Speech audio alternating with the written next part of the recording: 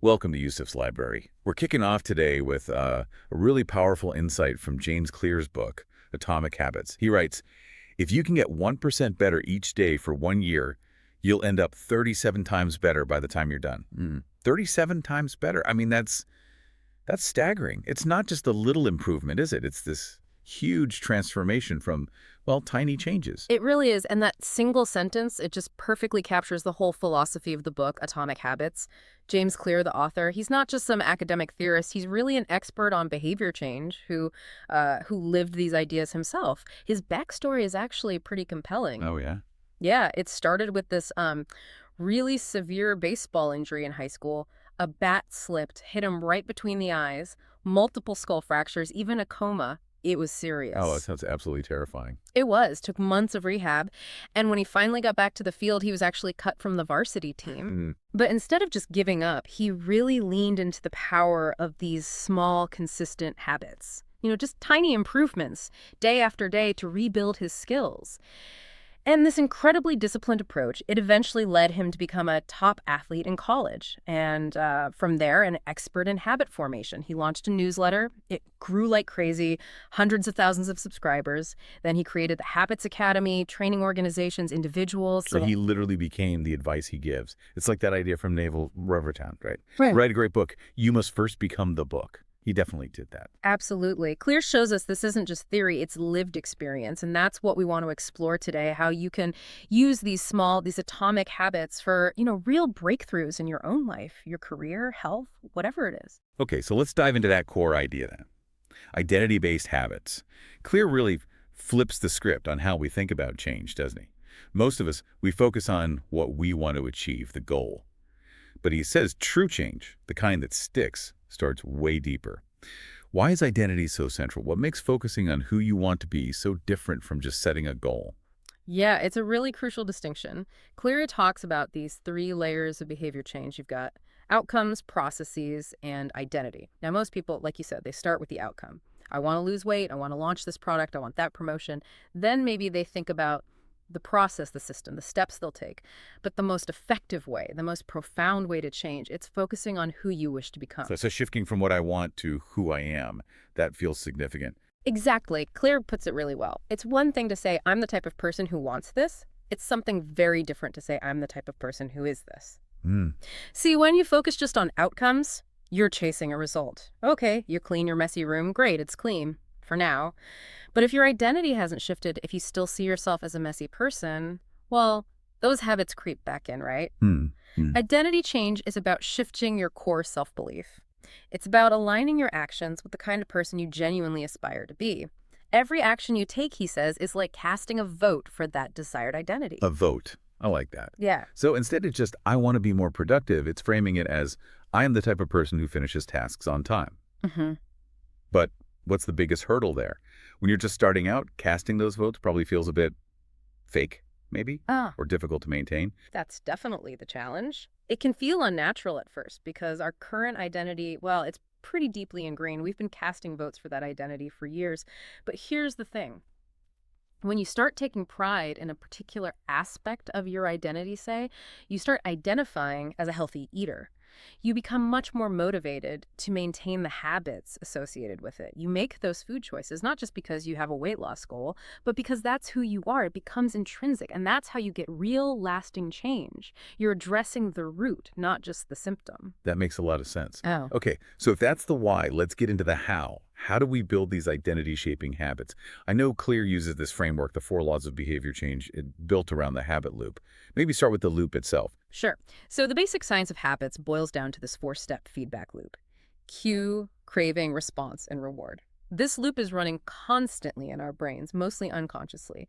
It helps make actions automatic, freeing up mental energy. First, the cue. That's the trigger, the bit of information that predicts a reward. Then comes the craving, that's the motivation, the desire for the change in state the reward brings. Next is the response, the actual habit you perform, physical or mental. And finally, the reward. It satisfies the craving and teaches your brain, hey, that sequence worked, let's remember it. Okay. And interestingly, dopamine, often called the pleasure chemical, it's actually released more in anticipation of the reward, not just when you get it. That anticipation, that craving, that's what really drives the action. Okay, anticipation drives action. Got it. That sets us up perfectly for the first law then, which is make it obvious. Yeah. And I can see this immediately. Bad habits often feel invisible, don't they? Like they just sneak up on you. You find yourself scrolling or snacking without even really deciding to. That's a really critical point. The cues for our bad habits, the phone buzzing, the cookies on the counter, they become so common, so integrated into our environment, we just stop seeing them. And our responses become automatic. The urge seems to come out of nowhere. So the first step is just awareness, making the unconscious conscious.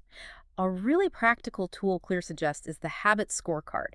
You literally list your daily actions, wake up, check phone, brush teeth, make coffee, and mark each one. Good plus, bad, or neutral. Just laying it all out there, like an Yeah. audit of your own behavior. That could be revealing. It can be quite an eye-opener. Another technique is pointing and calling. It comes from the Japanese railway system, believe it or not, to reduce errors. Operators literally point at signals and call out their status. For personal habits, you could say aloud, I'm about to eat this cookie, but I don't need it. Eating it will cause me to gain weight and feel sluggish. Oh, saying it out loud like that, it forces you to acknowledge it, doesn't it? It Yeah. makes it less mindless. Exactly. It adds a layer of awareness, makes the consequences feel more real. Now, for making good habits obvious, we use what Clara calls implementation intentions. It's a simple formula. I will behavior at time in location. Okay. So instead of a vague goal like I should exercise more, you make it concrete. I will do a 20-minute workout at 7 a.m. in my living room. Specificity is key. It creates a clear mental link and removes ambiguity. And what about our surroundings? You mentioned the cookies on the counter. Right. How does our physical environment play into making habits obvious? Environment design is hugely powerful. You want to make the cues for your desired habits visible and, well, obvious. Want to drink more water? Keep a water bottle on your desk. Want to read before bed? Put a book on your pillow. Want to practice guitar? Leave it on a stand in the middle of the room, not hidden in a closet. It leverages our visual senses. And there's the idea of one space, one use. Try not to overload context. If you can, have a dedicated space just for work. That way, when you enter that space, your brain shifts into work mode. When you leave, you shift out. Right, that classic advice about not working in bed. Because then your brain associates bed with alertness and work stress, not sleep. Precisely. And this points to something fundamental. Self-control is often less about willpower and more about designing your environment. There's a famous study about heroin use among U.S. soldiers during the Vietnam War. Usage was incredibly high over there. But when the soldiers came home, the relapse rate was surprisingly low, much lower than typical rehab success rates. Why? Their environment changed completely. Exactly. The cues that triggered the habit in Vietnam were gone back home. So for you, if you struggle with focus, the answer might not be try harder to resist distraction. It might be leave your phone in another room while you work. If social media makes you feel envious, proactively unfollow accounts that trigger that feeling. It's about becoming the architect of your life, designing your world so that good habits are the path of least resistance. Becoming the architect. I like that. It shifts the focus from internal struggle to external design. Okay, so law 1, make it obvious. What's next? Law 2. Law 2 is make it attractive. Once a habit is obvious, we need to actually want to do it. Which could be tough, right? Especially for habits that require effort or delayed gratification. How do you make flossing attractive? Or, filling out expense reports? Yeah, exactly. Remember the dopamine point? It's about the anticipation of the reward. We need to make the anticipation itself more appealing. One great strategy here is temptation bundling. You pair an action you want to do with an action you need to do. Like that story about the engineering student Ronan Bruin. He hacked his exercise bike so it would only stream Netflix if he was cycling at a certain speed. That's the one. He bundled the need exercise with the want watch Netflix. For someone in a professional setting, it might be. After I finish this boring report, I will treat myself to 15 minutes of my favorite podcast, What I Want. You link the chore directly to an immediate pleasure. So you create this little reward system right around the habit itself. Clever. What about other people? How does our social environment make habits attractive? Oh, hugely. We are fundamentally social creatures, herd animals, you could say. We have this deep, often unconscious desire to fit in and belong. Habits become attractive when they help us do that. Claire points out we tend to imitate 3 main groups: the close, family, friends; the many, the tribe, the culture; and the powerful, those with status and prestige. So if your close friends are all runners, running suddenly seems more attractive. If everyone in your office works late, staying late feels like the norm. The practical takeaway: join groups where your desired behavior is the normal behavior. Surround yourself with people who are already living the habits you want to adopt. Makes sense. It leverages that innate desire to belong. Okay, so we've made it obvious, we've made it attractive. But sometimes, even if it's obvious and attractive, it just feels like too much work. That brings us to Law 3. Make it easy.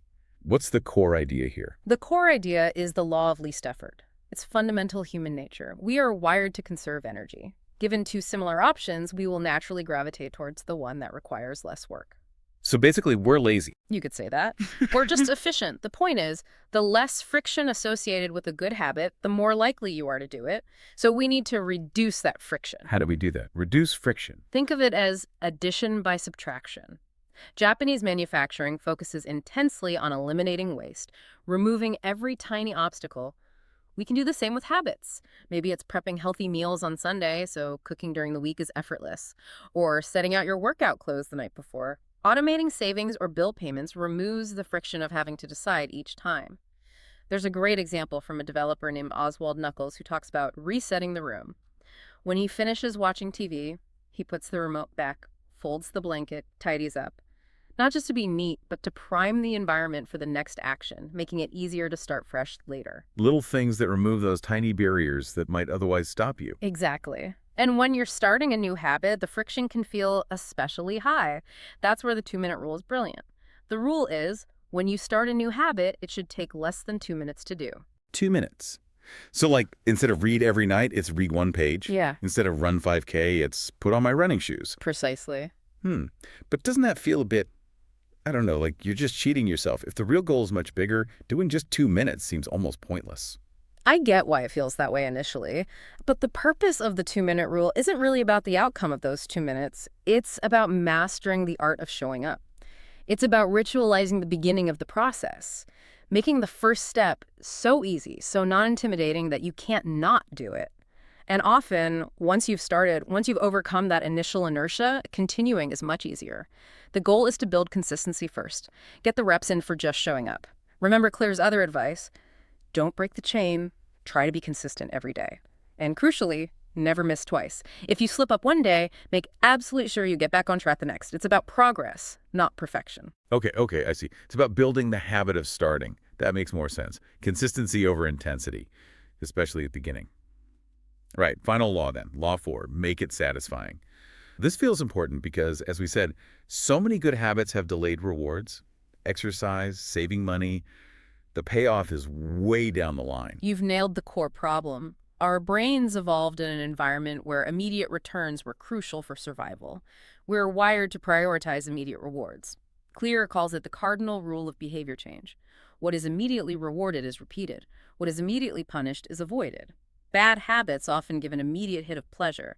The sugar, the notification buzz, even if the long-term costs are high. Good habits are often the opposite. Immediate effort, delayed reward. We need to flip that script. So how do we add that immediate satisfaction to good habits, especially the boring ones? We need to find ways to inject a little bit of immediate pleasure or reinforcement right after performing the habit. Think back to that crotchety hand-washing study. They knew washing hands was important for health, but people weren't doing it consistently. The intervention: providing really nice soap safeguard that foamed well and smelled good. So the act of washing became more pleasant, more satisfying in the moment. Exactly. And hand washing rates shot up, improving health outcomes, because the habit itself delivered an immediate sensory reward. For you, maybe after completing a difficult work task, you allow yourself 5 minutes to listen to your favorite song, or step outside for fresh air, some small, immediate positive consequence. Turning the completion into a mini reward. I like that. What else works? Habit tracking is incredibly powerful for satisfaction. Visually seeing your progress provides immediate proof that you're moving forward. Marking an X on a calendar each day you do your habit, using an app. Or the famous paperclip strategy. Trent Deersmid, a salesman, started each day with 120 paperclips in one jar and moved one to another jar for every sales call he made. So he could see his effort accumulating throughout the day. That must feel good. It does. It provides immediate visual feedback, a little hit of satisfaction, and reinforces your identity as someone who follows through. You're watching the votes add up. And what about bringing other people into it? Does that help with satisfaction? Or maybe dissatisfaction if you fail? Definitely. That's where accountability partners and habit contracts come in. Knowing someone else is watching or that there's an immediate consequence for not doing the habit makes it satisfying to follow through and painful to skip. Brian Harris, an entrepreneur, created a contract with his wife and trainer. If he failed to meet his weight loss or calorie goals, he'd have to pay his trainer $200 and dress up in suit and tie every day for a week. Ouch. That's a strong motivator, making the cost of inaction immediate and painful. Public and painful, exactly. It leverages our deep-seated desire to maintain a good reputation and avoid social disapproval. An accountability partner provides that immediate feedback loop. Okay, those 4 laws make it obvious, attractive, easy, satisfying. That's a really solid framework. Are there more advanced ideas for people trying to reach, like peak performance or mastery? Yes, definitely. One key concept is the Goldilocks rule. We experience peak motivation when we're working on tasks that are right on the edge of our current abilities. Not too easy, not too hard, just right. Think of Steve Martin learning comedy. He didn't jump straight to hour-long specials. He kept enough familiar jokes to get laughs assess, but always added slightly more challenging new material, pushing the edge. That kept him engaged and improving. Finding that sweet spot of challenge, that makes sense for skill development. Yeah. But what about when habits just become, well, boring? When the novelty wears off and it's just the grind, that seems like where a lot of people fall off. That's a really insightful question, and it touches on what separates professionals from amateurs in any field. Clear makes this point powerfully. The greatest threat to success is not failure, but boredom. Anyone can put in work when they feel motivated. But elite performers, athletes, writers, musicians, entrepreneurs, they show up even when they're bored. They stick to the schedule even when the mood isn't right. They somehow manage to fall in love with boredom, or at least tolerate it, because they understand that mastery requires putting in the reps day after day, especially when it doesn't feel exciting. It's about dedication to the process. So it's less about chasing excitement and more about embracing the consistency, even the mundane parts, because that's who you are, someone who does the work. Precisely. And to truly reach mastery, you need to combine these automatic habits with deliberate practice and reflection. It's not just about doing the reps, but about improving the reps. Pat Riley, the famous basketball coach, implemented a system called Career Best Effort, or CBE, with the Lakers. Players tracked key stats and aimed for just a 1% improvement. It created a culture of continuous measurable refinement. For you, this might mean keeping a decision journal, periodically reviewing your choices, their outcomes, and what you learned, so you're consciously improving your habits and strategies, not just repeating them mindlessly. A structured way to learn from experience. I like that. And finally, let's circle back to identity. We started there. How should our identity evolve as we build these habits and maybe change our roles in life? That's a great closing point. Your identity needs to be somewhat flexible, not brittle. If you tie your identity too tightly to a specific outcome or role, I'm a VP, I'm a marathon runner, what happens if you lose that job or get injured? You could have an identity crisis. Right. The key is to tie your identity to underlying values and systems. So instead of I'm a great soldier, it becomes I'm the type of person who is disciplined, reliable, and works well in a team. Those qualities can be applied in many different roles and contexts. It makes your sense of self more resilient and adaptable to life's changes. Maintain the core principles even as the external labels change. Yeah. That's really powerful. Okay, so wrapping this up for everyone listening, this deep dive into atomic habits. What's the single biggest idea you think people should take away? For me, it's the truly profound impact of small, consistent changes. Understanding that these tiny 1% improvements, they compound over time in remarkable ways. It's about mastering those 4 laws: obvious, attractive, easy, satisfying, and maybe most importantly, designing your environment and your systems to support the person you want to become. Yeah, it really shifts the focus from needing these huge heroic efforts to just making slightly better choices consistently, casting those votes for your desired identity day in and day out. And remembering, as Clear highlights, that progress isn't always linear. You might be working hard on that plateau of latent potential, putting in the effort without seeing big results yet. But that work is accumulating, building pressure, ready for that breakthrough. Absolutely. The key is just to keep showing up, keep casting those votes. Consistency is the engine of compounding. So maybe the question for you to reflect on is this. What small, consistent action can you commit to starting today? What tiny vote can you cast for the person you truly aspire to be, trusting that even the smallest effort chips away at that plateau and builds towards your breakthrough? Something to really think about. Thank you for joining us for this deep dive in Youssef's library.